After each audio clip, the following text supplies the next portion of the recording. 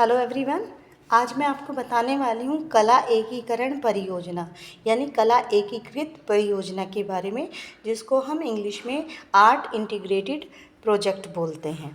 तो हिंदी में इसको कैसे तैयार करें, कक्षा 10 के विद्यार्थी बहुत ध्यान से सुने। सबसे पहले आपका जो फ्रंट पेज होगा, सबसे बाहर वाला पेज होगा, उस पर ये चीज़ लिखनी है। सत्र जिस सेशन में आप उसको बना रहे हो वो लिखिएगा।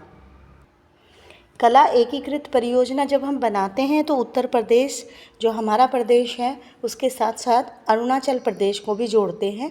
तो आपका जो चैप्टर है पहला, नेताजी का चश्मा, हमने उससे इसको जोड़ा है स्वतंत्रता सेनानियों का योगदान, ये हमने लिया है।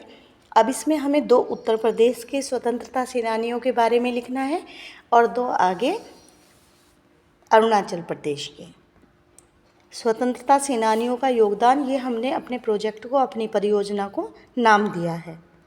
अगले पृष्ठ पर बच्चा अपना इंट्रोडक्शन, अपना परिचय लिखेगा।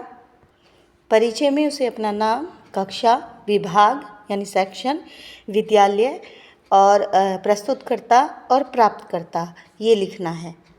उसके बाद बच्चे को आभार ज्ञापन यानी एक्नॉलेजमेंट लिखना है, किन्होंने उनको ये प्रोजेक्ट दिया है, ये परियोजना दी है, किन किन का वो आभार व्यक्त करती हैं, मम्मी पापा किन किन ने उनकी हेल्प की, तो वो सब कुछ आभार ज्ञापन में लिखना होता है।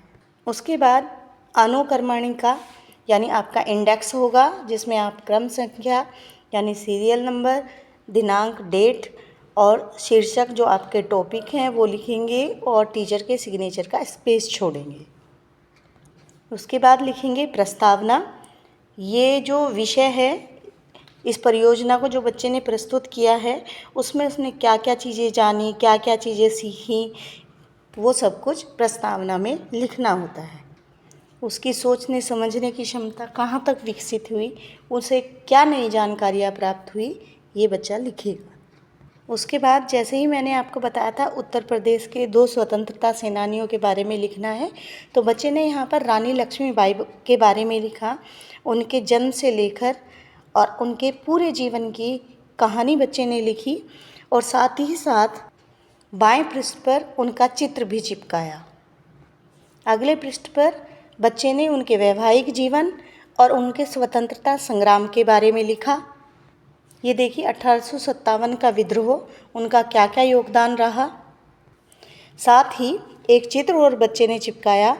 चित्र क्या है, आपकी परियोजना को बहुत ही सुंदर बना देते हैं और वैसे भी कला एकीकृत परियोजना है तो आर्ट की ऐसी चीज़ें उसमें लगी होनी चाहिए। उसके बाद मंगल पांडे के बारे में लिखा है बच्चे ने, जो कि उत्तर प्रदेश के निवासी थे। उत्तर प्रदेश से ही उन्होंने स्वतंत्रता संग्राम में भाग लिया। तो यहाँ पर मंगल पांडे के बारे में बच्चे ने लिखा और बाएं पृष्ठ पर उनका चित्र चिपकाया प्रोजेक्ट को आकर्षक बनाने के लिए। मंगल पांडे जिन्होंने रानी लक्ष्मीबाई की तरह 1857 के विद्रोह में भाग लिया था, तो यहाँ पर भी उनके बारे में सारी बातें लिख दी हैं बच्चे ने।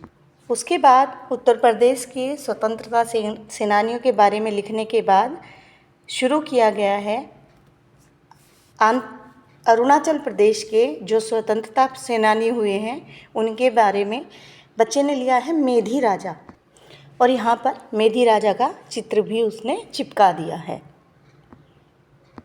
उनके बारे में सारी संपूर्ण जानकारी बच्चे ने दी कि किस किस तरह का उनका योगदान रहा, कैसे ब्रिटिश सैनिकों को उन्होंने नुकसान पहुंचाया, कैसे वो दूरदर्शी थे।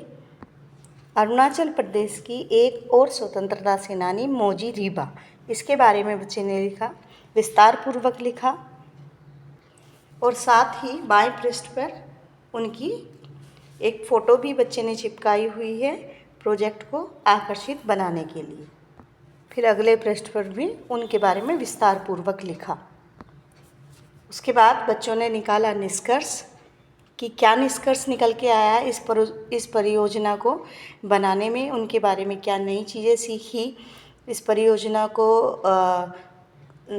पूरा करने में कितना चिंतन कौशल उनका विकसित हुआ, कैसे कैसे उनका अनुभव रहा, वो सारे अनुभव वो साझा करते हैं इस निष्कर्ष में। और लास्ट में ग्रंथ सूची, उन्होंने जो भी जानकारी ली वो कहाँ कहाँ से ली, ठीक है, लिखा हुआ है, लिंक के नाम भी बच्चों ने लिखे हुए हैं। तो ये आपका कला एकीकृत परियोजना पूरा होता है।